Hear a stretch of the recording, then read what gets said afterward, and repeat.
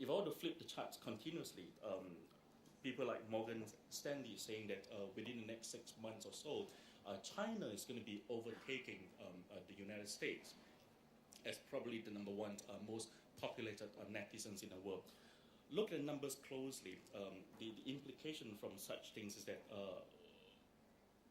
we are number one in terms of broadband.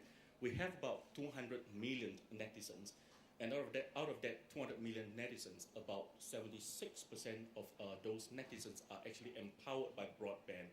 This is actually a very high broadband penetration in China compared to the rest of the world.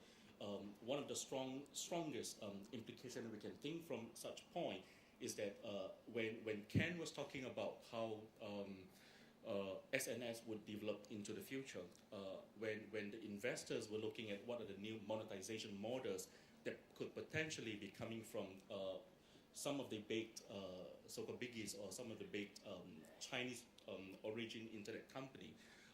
Ultimately, it all goes down to how sticky the audience in China and whether those types of technology that's being available today can support the kind of demand or the complexity of the technology that we are talking about. Online users in China today, it is about 16% of the total country's population, and mobile user, we have about close to half of the country's population. Now, there was a session well shared by another gentleman just now about how digital would move on to transform how people viewed digital media. In our industry, we like to call it the channels or the contact points and etc. Such things have been around for the past 3-4 years, and unfortunately, I think in China we are still talking about it today, despite the fact that Olympics is around the corner. I would certainly love to see more of our marketers in China doing things like what Motorola was doing for Hong Kong Airport, for example. And such things are actually not difficult. What is difficult is having the courage to cross along the line and trying to make certain things happen. A few charts about where we are today, and what is more important for you to realize is that what is it so different about this giant as we speak today.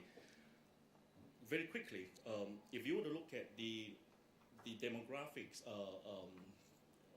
so-called upfront of the population in China today, benchmarking the United States, 70% of our internet users are above 30 in USA, whereas in China, it is actually the other way around. There's a huge, what is the word for it? Success factors, and this is like very much like afterthoughts. In Chinese, there's a word called ma hou pao, meaning somebody else has been successful, then you say, that worked. But then every single success story in China, there are probably 1,596 failure that were not really reported in the internet. Take, for example, people talk about the popularity of mobile internet content. This song, 老鼠爱大米, 我爱你，你爱我,就像老鼠爱大米. It generated 10 million US in sales of download, and search for the ringtone downloaded got about 700,000 results, and online multimedia game and etc.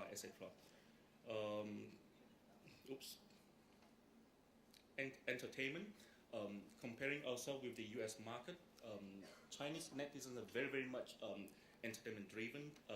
People spend a lot of time on online movie, online music, games, and etc. E-commerce, not exactly a very robust payment system yet, but I would have a chart or two later on to show that the trend is actually going up the roof. The investors will attest to that, and we have very tight control within China internet market. One of my major responsibilities in Tencent is to ensure that QQ.com, the largest portal in China today, adheres very strictly, day by day, to the regulations of the Chinese government.